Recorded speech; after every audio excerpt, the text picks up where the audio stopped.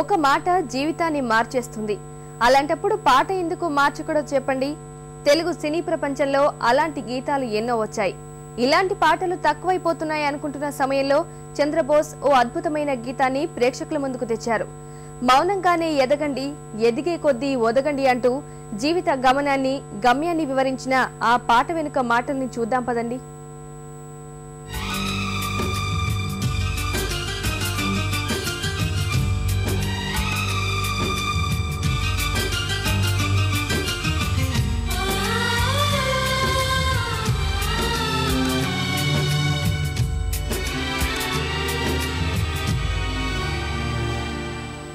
నడక నుంచి నడత వరకు మనిషి ప్రకృతి నుంచే నేర్చుకున్నాడు.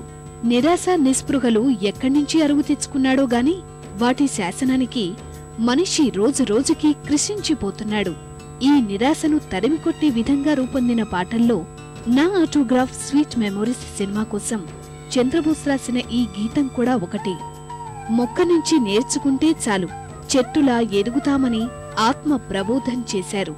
మౌనంగానే ఎదగమని మొక్క నీకు చెబుతుంది, ఎదిగిన కొద్దీ ఒదగమని అర్థమందులో ఉంది.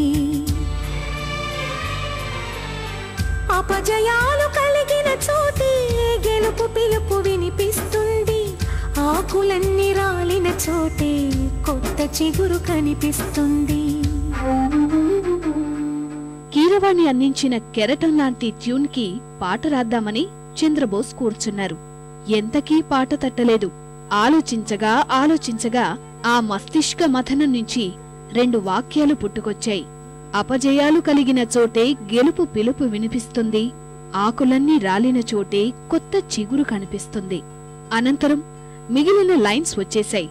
తర్వాత దూరం గురించి దిగులు పడొద్దంటూ తొలి చరణమూ వచ్చేసింది. మౌనంగానే ఎదగమని మొక్క నీకు చెబుతుంది, ఎదిగిన కొద్దీ ఒదగమని అర్థమందులో ఉంది. అపజయాలు కలిగిన చోటే గెలుపు పిలుపు వినిపిస్తుంది, ఆకులన్నీ రాలిన చోటే కొత్త చిగురు కనిపిస్తుంది.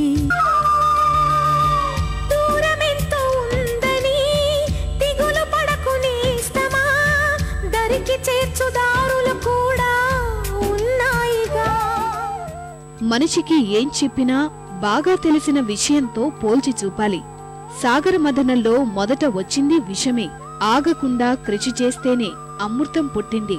అందుకే కష్టపడి తీరాలి అంటూ చంద్రబోస్ మంచి అల్లిక అల్లారు. బాధ వెంట నవ్వుల పంట ఉంటుందిగా, సాగర మథనం మొదలవగానే విషమే వచ్చింది. విసుగే చెందక కృషి చేస్తేనే అమృతమిచ్చింది. అవరోధాల దీవుల్లో ఆనంద నిధి ఉన్నది, కష్టాల వారధి దాటిన వారికి సొంతమవుతుంది. ఇక 2వ చరణం తలరాతను తిడుతూ కూర్చునే వాళ్ల గురించి. నుదుటి రాత మారేది చెమట నీటితో మాత్రమే, చేతి గీతలు మారేది పిడికిలు బిగిస్తే మాత్రమేననే మంచి పదాల్ని పొదిగారు. ఈ మధ్యలో మా ధైర్యాన్ని దర్శించి దైవాలే తలదించుతారు అంటూ వచ్చిన వాక్యాలు, దాన్ని తెరకెక్కించిన విధానం ఓ పరిపూర్ణతను తీసుకొచ్చింది. తెరకెక్కించిన విధానం దీన్ని అగ్రస్థాయికి తీసుకువెళ్ళింది. చెమట నీరు చిందగా నుదుటి రాత మార్చుకో, మార్చలేనిదేదీ లేదని గుర్తుంచుకో. పిడికిలే బిగించగా చేతి గీత మార్చుకో, మారిపోని కథలే లేవని గమనించుకో. తోచినట్టుగా అందరి రాతను బ్రహ్మే రాస్తాడు, నచ్చినట్టుగా నీ తల రాతను నువ్వే రాయా. ధైర్యాన్ని దర్శించి దైవాలే తలదించగా, మా ధైర్యాన్ని దర్శించి దైవాలే తలదించగా, మా సంకల్పానికి ఆ విధి సైతం చేతులెత్తాలి.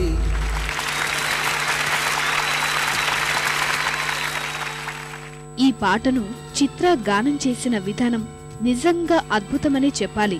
కీరవాణి సంగీతం, చంద్రబోసు సాహిత్యం అంతే బాగా కుదిరాయి. చాలా మందికి జీవితంలో నిట్టూర్పు నుంచి విముక్తి కల్పించిన గీతమిది. హైదరాబాద్ వనస్థలిపురంలోని ఓ అంధుల పాఠశాలలో ప్రార్థనా గీతమిది. ఈ పాట గొప్పదనం గురించి చెప్పడానికి ఈ ఉదాహరణ చాలదా? అంతులేని చరితలకి ఆది నువ్వు కావాలి, మౌనంగానే ఎదగమని మొక్క నీకు చెబుతుంది, ఎదిగిన కొద్దీ ఒదగమని అర్థమందులో ఉంది. అపజయాలు కలిగిన చోటే గెలుపు పిలుపు వినిపిస్తుంది, ఆకులన్నీ రాలిన చోటే కొత్త చిగురు కనిపిస్తుంది.